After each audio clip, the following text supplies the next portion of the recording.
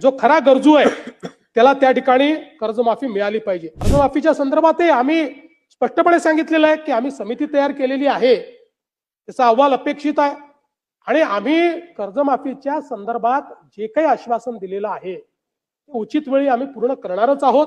शेतकऱ्यांच्या संदर्भात देखील अनेक गोष्टी या ठिकाणी सांगितल्या आणि मग हे सांगितलं की तुम्ही जो काही 1 रुपयात पीक विमा आहे ती पद्धत बदलली।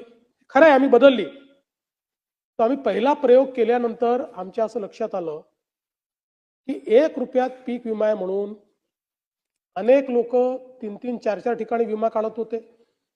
बीडची केस तर आपल्याला माहिती आहे की ज्या ठिकाणी जमीनच नव्हती त्या ठिकाणचे विमे काढले गेले आणि म्हणून आपल्या असं लक्षात आलं। आणि दुसरं, ही जी काही पद्धती होती या पद्धतीमध्ये पहिल्या ट्रिगरवर 25% पैसे मिळायचे आणि त्या 25% पैसे मिळाल्यानंतर त्या शेतकऱ्याला असं वाटायचं की आता मला पूर्ण पैसे मिळणार आहे आणि मग लक्षात यायचं की सेकंड आणि थर्ड ट्रिगरच नाही आणि त्यामुळे 25%वरच त्याची बोळवण व्हायची। आणि म्हणून ही एकूण जी काही पद्धत होती ही पद्धत ट्रिगरची ही शेतकऱ्याच्या हिताची नाही हे लक्षात घेऊन आपण त्या ठिकाणी ती पद्धत बदलली।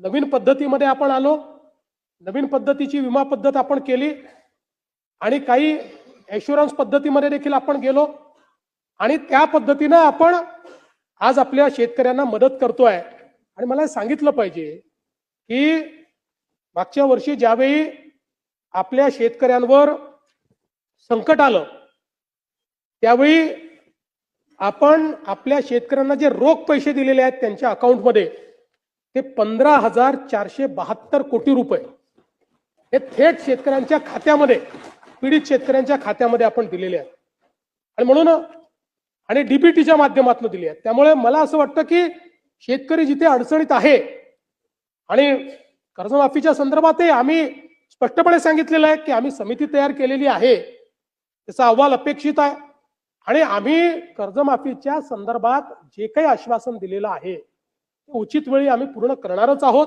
त्या संदर्भात आमचा प्रयत्न असा आहे की आपण ही कर्जमाफी देत असताना मागच्या अनेक कर्जमाफ्यांमध्ये जे आपल्या लक्षात आलं की बँका चुकीच्या पद्धतीचे अकाउंट देतात, जुने अकाउंट्स काढून आपल्याकडनं पैसे घेऊन घेतात। आता आपण ॲग्रीस्टॅक म्हणजे 100% शेतकऱ्यांचं आपण त्या ठिकाणी नोंदणी, त्यांच्या जमिनीची नोंदणी, त्यांच्या सातबाराचा सगळा अहवाल अशा पद्धतीनं आपण एक शेतीचा डिजिटल रेकॉर्ड तयार केलेला आहे। आता हा शेतीचा डिजिटल रेकॉर्ड आधार आणि आधार आपल्याला माहिती आहे की कर्जाचं अकाउंट आधार सीडेड आहे, अशा सगळ्या गोष्टी एकत्रित घेऊन आपल्याला या सगळ्याचा विचार करावा लागेल जेणेकरून जो खरा गरजू आहे त्याला त्या ठिकाणी कर्जमाफी मिळाली पाहिजे। आपल्याला माहिती आहे की मोठ्या प्रमाणात आपण त्या ठिकाणी खरेदी देखील केलेली आहे आणि आता मका खरेदीमध्ये आपलं टार्गेट वाढवून दिलेलं आहे।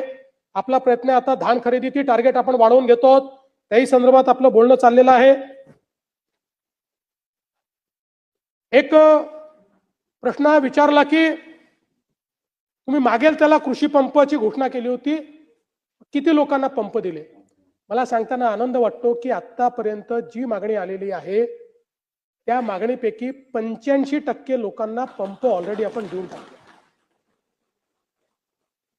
आणि साधारणपणे आपल्याला माहिती आहे पूर्वीच्या काळात एकदा पैसे भरले की 2-2, 3-3 वर्ष पंप मिळत नव्हते। 2 महिन्यामध्ये आपण पंप त्या ठिकाणी देतो, 2 महिन्यामध्ये। आणि आता आपली गती किती आहे तर आपण जर विचार केला तर 2004 ते 2019 15 वर्षाचा कालावधी आपण जर बघितला तर त्या 15 वर्षाच्या कालावधीमध्ये आपण 14,74,000 पंप बसवले, 14,74,000 15 वर्षाच्या कालावधीत। आणि 2022 ते 25 2.5-3 वर्षामध्ये आपण किती पंप बसवलेत?